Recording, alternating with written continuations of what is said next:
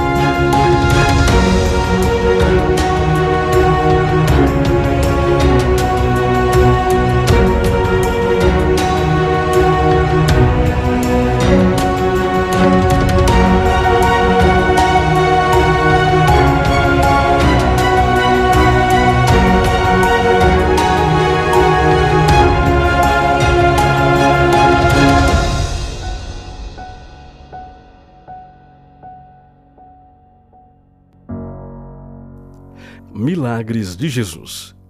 Jesus cura a orelha do servo.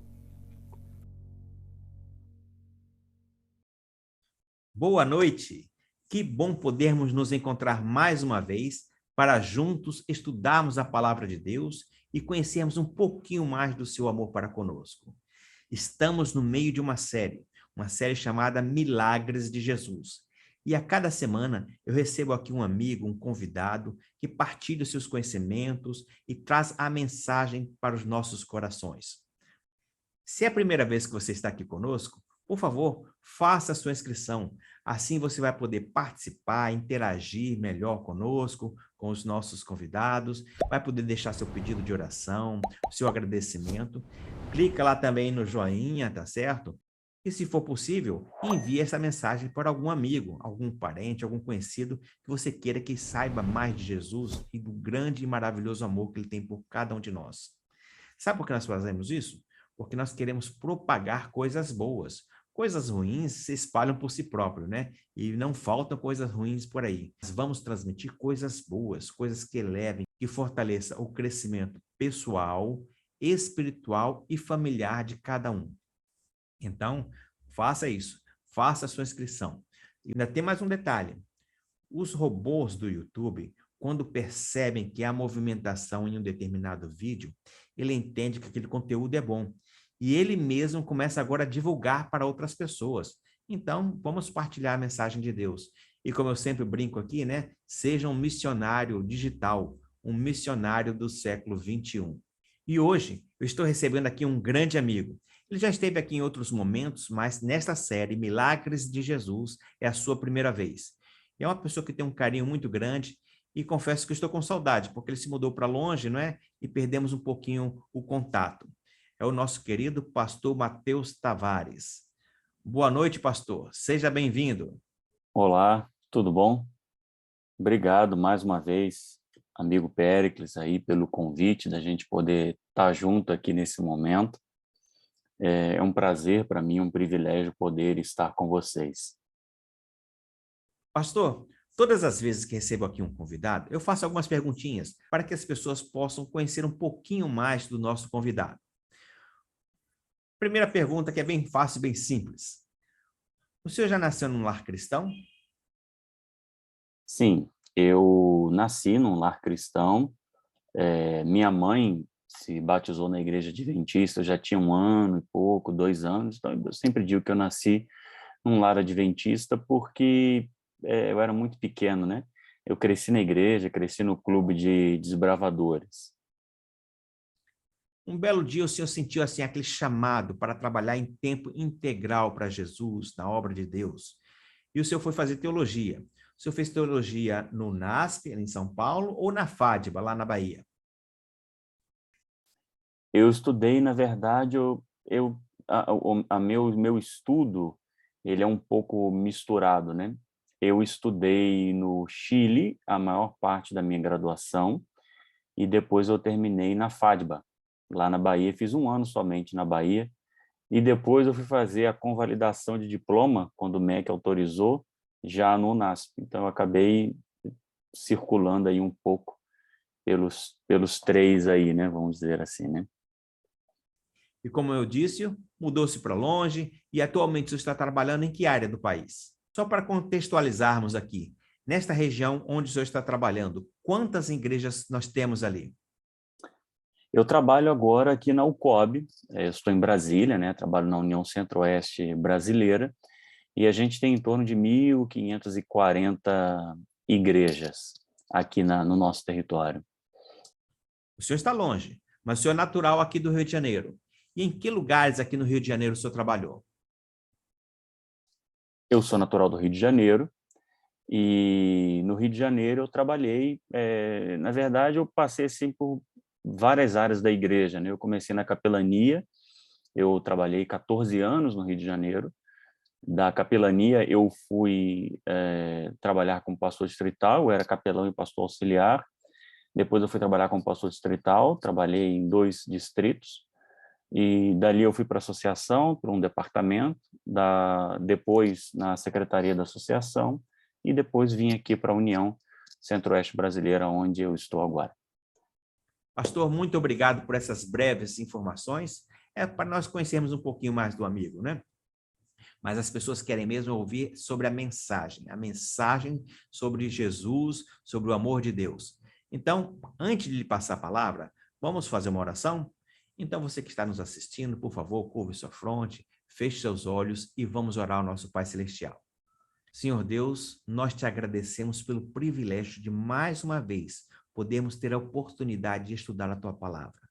Por favor, ó Senhor, use o pastor Tavares para que ele possa trazer mensagens vindas do céu, mensagens tuas, sem nenhum tipo de influência humana, para que ela possa impactar o nosso coração profundamente e assim, tocados pelo teu Santo Espírito, possamos ter uma experiência real contigo. Por favor, que essa reunião possa ser abençoada por ti, é o que te pedimos em Cristo Jesus. Amém, Senhor. Amém. Pastor, os momentos agora são contigo, que Deus te abençoe mais uma vez. Fico feliz de poder estar com vocês nesse momento, para a gente poder meditar um pouco na palavra de Deus. E eu queria te convidar para que você pudesse abrir a Bíblia no Evangelho segundo João, no capítulo 18, no verso 10 e 11. Evangelho segundo João, capítulo 18, verso 10 e 11. Abra sua Bíblia comigo. Diz assim: Então Simão Pedro, que tinha uma espada, puxou dela e feriu o servo do sumo sacerdote, cortando-lhe a orelha direita. O nome do servo era Malco, mas Jesus disse a Pedro: Mete a tua espada na bainha, não beberei o cálice que o Pai me deu. Nós estamos vendo uma série de milagres de Jesus. Você já teve outros pastores aqui apresentando outros milagres de Jesus para você. Hoje a gente queria conversar um pouco sobre um milagre rápido, curto e muito peculiar, porque talvez seja o único milagre de Jesus que é a cura de uma pessoa que sofre uma mutilação, que sofre um atentado violento. Dos demais milagres de Jesus, nós vemos pessoas que eram paralíticas e foram curadas. Se elas nasceram paralíticas ou elas depois se tornaram paralíticas por um acidente, alguma coisa, nós não sabemos. Mas, em geral, nós temos o paralítico de nascimento. Nós temos pessoas que ficaram cegas, a mulher com fluxo de sangue e uma série de outros milagres. Mas esse milagre aqui, em especial, é um milagre de Jesus para reparar um ato de violência. Interessante, não é? O que me chama a atenção nesse milagre é o contexto no qual ele está inserido. Se você notou bem o que está no capítulo 18, da onde estão os versos que nós lemos, você vai ver que o capítulo 18, ele traz para a gente os momentos finais de Jesus ali no Getsêmani, quando Jesus está prestes a ser preso, traído por Judas, e então levado para o seu julgamento encenado, né, falacioso, porque aquilo não foi um julgamento, eles já queriam condenar a Jesus, e então a sua crucifixão, a sua morte. Nesse momento mais duro, mais pesado, mais significativo da vida de Jesus, e aquele momento assim áureo, importante, que os discípulos estavam ali, acontece essa situação que a gente está vendo. Os fariseus e saduceus, os líderes religiosos, eles precisavam de alguém para trair Jesus. Deixe-me explicar isso rapidamente para você. Talvez você já tenha perguntado, mas Jesus era tão conhecido, né? Por que precisava que Judas o traísse? Pense bem na cena. Eles não podiam prender Jesus em Jerusalém, na cidade, à vista de todos. Jesus era muito popular, exatamente, Jesus era muito popular. E como ele era muito popular, muito conhecido, se eles o prendessem e a fama de Jesus estava no seu auge, eles poderiam ter uma rebelião popular. E eles tinham medo, preocupações de ter essa rebelião, de ter essa comoção social. Então eles planejaram muito bem, eles pensaram assim, não, peraí, nós não vamos prender Jesus aqui à luz do dia. Nós temos que prender Jesus em um outro momento e então vamos julgá-lo e já vamos chegar com ele com o julgamento pronto, para que assim a multidão seja inflamada e tudo possa acontecer como nós queremos. Percebe que era um plano muito bem bolado. Mas eles tinham um problema. Nós não tínhamos luz elétrica e nem tantas luzes como nós temos hoje. Se você pegar hoje fotos que tiram de nosso planeta à noite, você consegue ver, lá do espaço, né? Você consegue ver os países assim, bem desenhados, com as luzes acesas. Se você mora numa grande cidade, num grande centro urbano, você mesmo já percebeu que, ao olhar para o céu para ver as estrelas, você vai ter dificuldade de ver o céu estrelado, assim, tão perfeitinho, por causa das luzes da cidade, né? O céu fica um pouco claro, fica mais difícil da gente poder ver as estrelas. E é tão diferente, né, quando a gente consegue ver o céu numa cidade ou numa fazenda, na roça, como a gente costuma dizer, com menos luz, e você consegue ver aquele céu escuro e as estrelas, as mais fraquinhas assim, brilhando tão forte, fica tão fácil da gente poder ver. Mas num ambiente de cidade, onde a gente vive hoje, nós temos luzes artificiais, as lâmpadas, né, espalhadas pela cidade. Então é até difícil, existem lugares na cidade que são mais escuros, mas é até difícil de você se esconder numa grande cidade.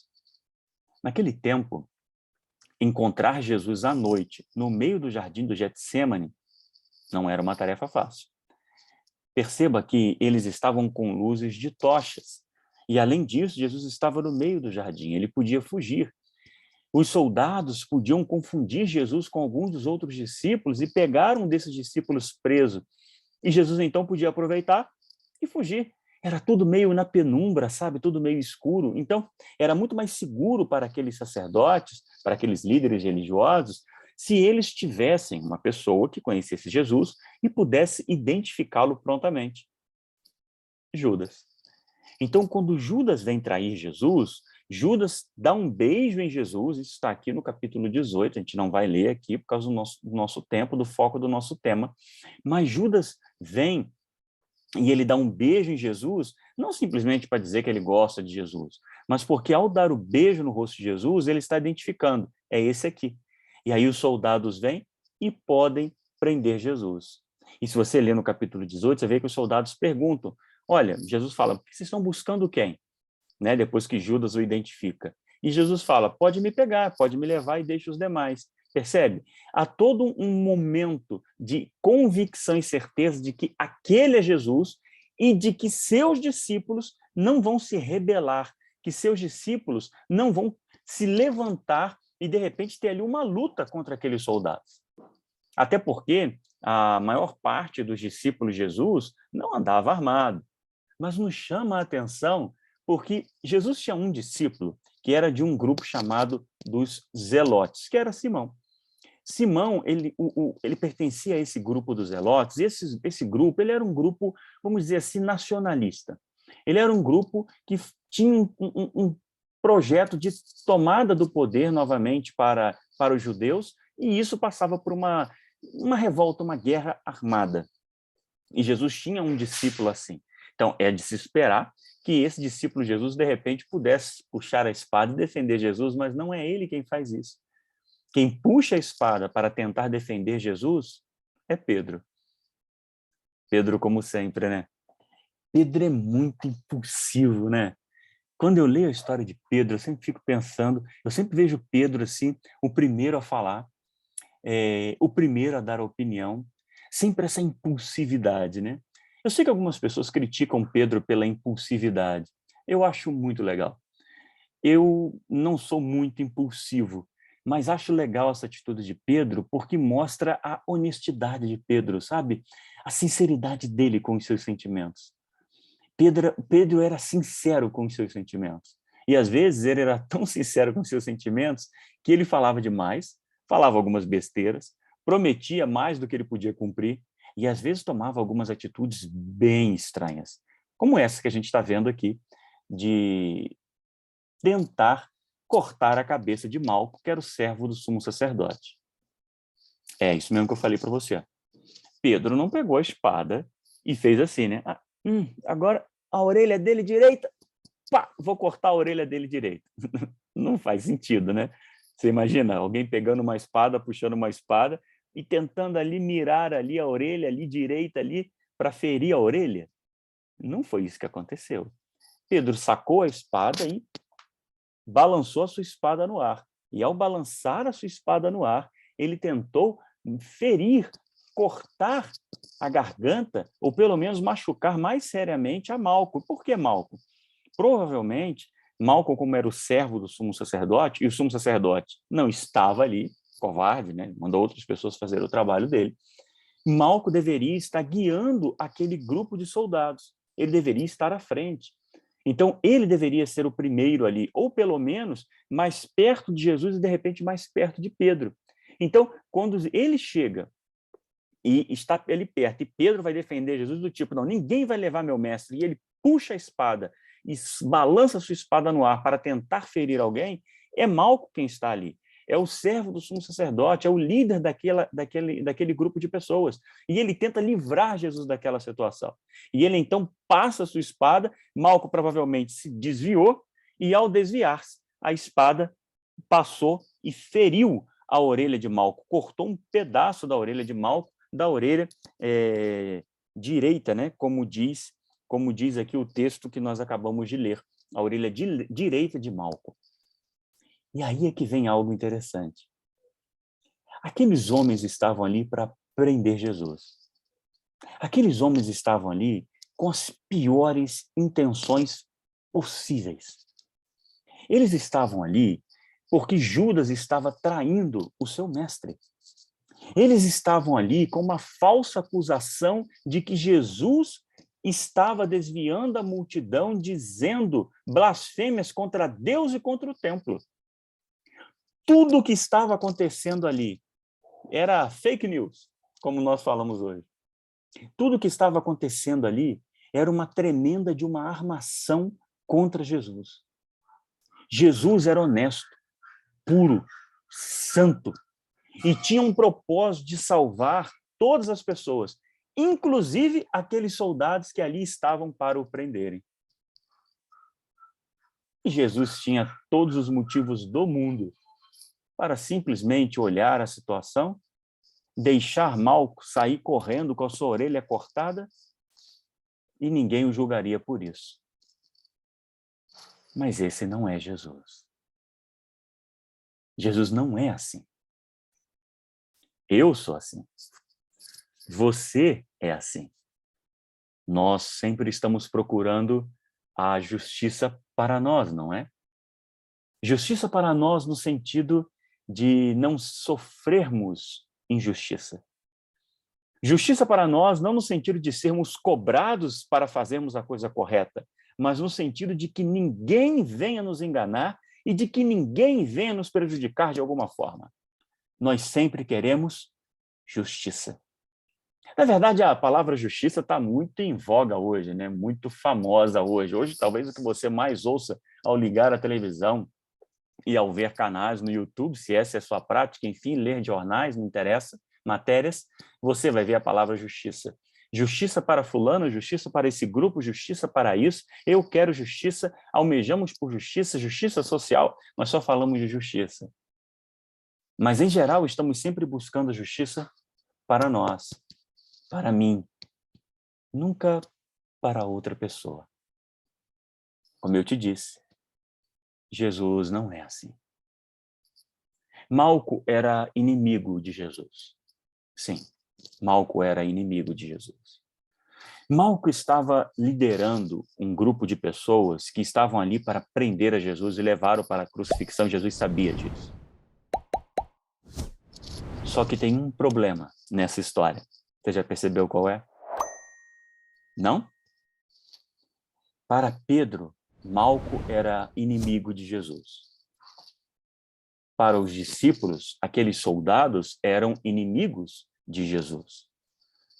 Judas, sei lá o que ele tinha na cabeça, se ele achava que Jesus iria, de repente, dar um alto de poder e demonstrar que ele era o Messias e agradecê-lo por ele ter levado todas aquelas pessoas ali, agora ele poder demonstrar que ele era o verdadeiro Messias, não sei o que Judas tinha na cabeça. Ou se simplesmente ele queria ganhar um dinheiro. É estranho, porque a atitude dele posterior nos deixa dúvidas. Algo a se pensar sobre Judas. Seja como for, todos os que ali estavam envolvidos enxergavam-se uns aos outros como inimigos. Menos um. Menos um. Malco via Jesus como inimigo.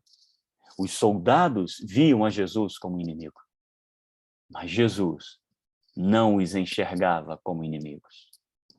Como eu te disse, Malco era inimigo de Jesus, mas Jesus não era inimigo de Malco. Jesus era salvador de Malco. Malco não sabia. Malco não tinha ideia que aquela pessoa que ele tinha ido buscar para prender, maltratar, injuriar e assassinar era o seu amoroso Salvador.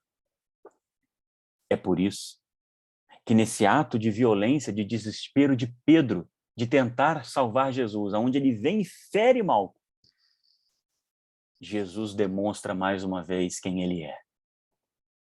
Um Salvador que ama, que não tem inimigos e que veio buscar as pessoas que são consideradas boas e aquelas que são consideradas más. Que veio salvar e buscar a qualquer pessoa que queira aceitar a sua salvação. E que olha para todo e qualquer ser humano com um olhar de misericórdia, de piedade, de perdão, de carinho. Que no momento em que estava sendo traído, que no momento que estava sendo levado preso para o Getsemane, do Getsemane para ser julgado falsamente, parou e curou o seu algoz. Quem faria isso? Que amor é esse? Que amor é esse? E aqui eu me lembro aquela música dos Arautos. Que amor é esse? Me faz refletir toda vez que eu ouço essa música, sabe? Que amor é esse? Que esse Deus, que Jesus teve por nós, que é capaz de amar o seu inimigo. E é aqui, nesse milagre de Jesus, que eu queria terminar, chamando a sua atenção para uma das lições mais poderosas dos evangelhos. Essa lição Jesus repetiu antes, lá no Sermão do Monte, quando ele fala, lá em Mateus, abra comigo aí no Evangelho segundo Mateus, no capítulo 5. no capítulo 43, verso 48. Evangelho de Mateus, capítulo 5, verso 43 ao 48. Diz assim: ouvistes que foi dito: amarás o teu próximo e odiarás o teu inimigo. Era assim que os judeus falavam. Era isso que Malco havia aprendido. Mas Jesus continua: eu, porém, vos digo, amai a vossos inimigos e orai pelos que vos perseguem, para que sejais filhos de vosso Pai que estás nos céus. Ele faz que o seu sol se levante sobre maus e bons, e envia chuva sobre justos e injustos. Se amardes o que vos amam, que recompensa tereis? Não fazem os cobradores de impostos também o mesmo? E se saudardes somente os vossos irmãos, que fazeis demais? Não fazem os gentios também assim? Sede, pois, vós perfeito, como é perfeito o vosso Pai que está nos céus. Você entendeu? A gente está vivendo um momento tão conturbado no nosso país, na nossa sociedade, em que o que nós ouvimos das pessoas, como eu já te disse, é buscando justiça, e aqui, definições diversas de justiça. Cada um tentando defender um lado, uma visão, uma compreensão política, social. Não me entenda mal. Por favor, não me entenda mal. Mas nós que somos chamados por Cristo, somos chamados para um comportamento diferente. Nós não podemos ter inimigos. Nós não temos inimigos, porque todos se tornam nossos irmãos.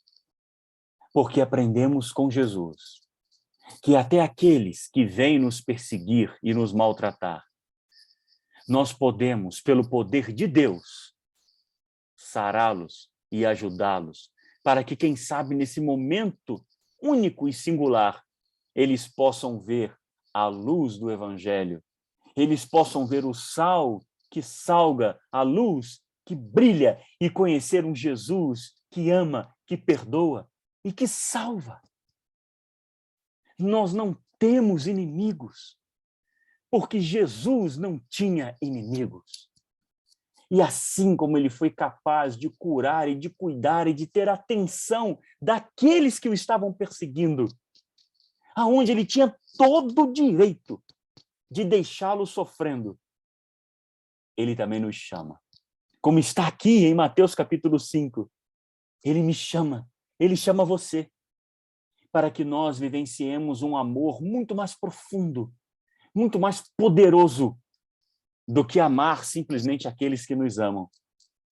Ele nos chama para que nós sejamos capazes de amar aos nossos inimigos, de amarmos a quem nos persegue, de amarmos a quem nos causa dor, nos causa dano e nos faz sofrer, de sermos um instrumento de Deus para levarmos a salvação, a paz, a vida e o perdão para toda e qualquer pessoa que dele precise, inclusive aquele que estiver nos perseguindo naquele momento. Esse é o chamado. Essa é a diferença mais profunda do cristianismo.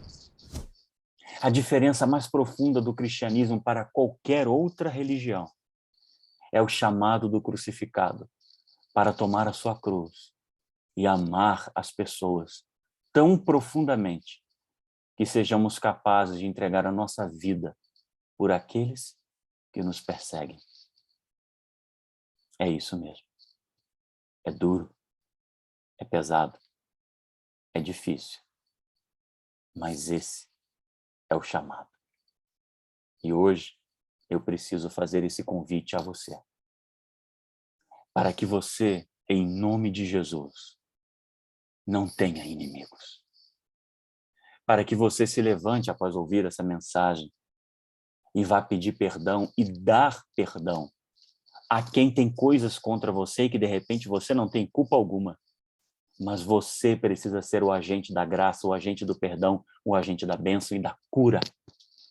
É você o discípulo de Cristo. É você o agente para salvar pessoas e para apresentar um evangelho que tem o poder de mudar a vida das pessoas mais difíceis deste mundo para que se tornem seguidores de Cristo. Aquilo que Jesus fez, faça você também. E fazendo isso, você vai ter entendido o poder deste evangelho. Bem-vindo ao cristianismo e que Deus abençoe você. Posso orar por você? Feche seus olhos. Jesus bendito, o Senhor é bom. O Senhor é bom. Nós louvamos o teu nome por tudo que o Senhor faz, fez e fará. Obrigado pelo perdão que o Senhor nos dá, mas principalmente obrigado por nos dar a honra, a oportunidade de mostrarmos a todas as pessoas o teu amor, a tua bondade, o teu perdão. Senhor, nas nossas relações há pessoas que não gostam de nós. Nós também devemos ter causado dor e causado problemas em algumas pessoas e temos mágoas de algumas pessoas. Nós queremos te pedir agora que o Senhor tire isso do coração da gente e nos ajude a nós sermos os agentes do perdão e da mudança. Eu quero te pedir agora, Senhor, em teu nome, que meus irmãos que escutam esta mensagem, ao dizermos amém, se levantem e sejam um agente. E que possam ir na direção das pessoas às quais alguma inimizade, algum problema, algum distanciamento possa ter. E venham a pedir perdão, venham a oferecer perdão. Senhor, eu posso estar falando aqui para pessoas que estão com seu casamento arruinado simplesmente porque o orgulho está em seus corações, eles não querem pedir perdão um ao outro. Filhos que não falam com seus pais há anos. Pais que não falam com seus filhos há anos. Ambos porque não concordam com decisões ou com o jeito de viver uns dos outros. Meu Deus, toque nesses corações, para que eles entendam de uma vez por todas que nós não temos inimigos. As pessoas podem não querer falar conosco, mas no que depender de nós, como diz Paulo, teremos paz com todos os homens. Nos ajude a fazermos aquilo que o Senhor fez, a sermos o agente do perdão e da transformação, até para aqueles que não gostam da gente ou que nos querem prejudicar. Então nos dê esse poder, esse milagre, o milagre de sermos como o Senhor é. Obrigado. Em teu nome, Jesus. Amém. Amém. Pastor, que mensagem maravilhosa. Olha, muito obrigado por ter tirado esse tempo para estar conosco. Eu sei que sua agenda é muito concorrida, com muitos compromissos, mas mesmo assim o senhor com muita boa vontade fez esse encaixe aí para que nós pudéssemos ter o programa desta noite. Um abração. Que Deus abençoe você e que a gente se encontra por aí. Tchau. Que Deus te abençoe, meu amigo. E aqui nesta série Milagres de Jesus, eu sempre termino fazendo a leitura de 3 versos da Bíblia. E sempre eu uso uma versão diferente.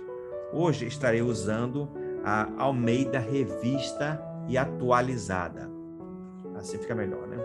Almeida Revista e Atualizada. E os versos que nós leremos se encontram no Evangelho segundo São João. Os 2 primeiros versículos nós encontramos no capítulo 20, os versos 30 e 31, que diz o seguinte: na verdade, fez Jesus diante dos seus discípulos muitos outros sinais que não estão registrados neste livro. Estes, porém, foram registrados para que creais que Jesus é o Cristo, o Filho de Deus, e para que, crendo, tenhais vida em seu nome. E o último verso é no capítulo 21 e o último versículo, que diz o seguinte: há, porém, muitas outras coisas que Jesus fez. Se todas elas fossem relatadas uma por uma, creio que nem no mundo inteiro caberiam os livros que seriam escritos. Que Deus te abençoe, que você possa ter uma noite de paz e tranquilidade com sua família, e nos encontramos na próxima semana, em mais uma quinta-feira com Péricles Ramos. Um grande abraço.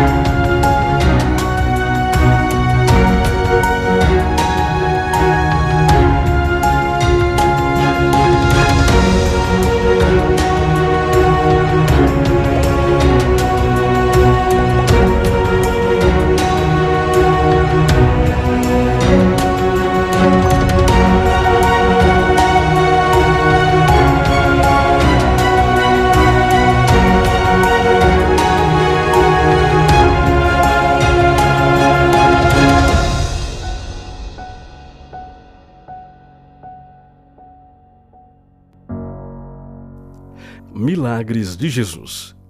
Jesus cura a orelha do servo.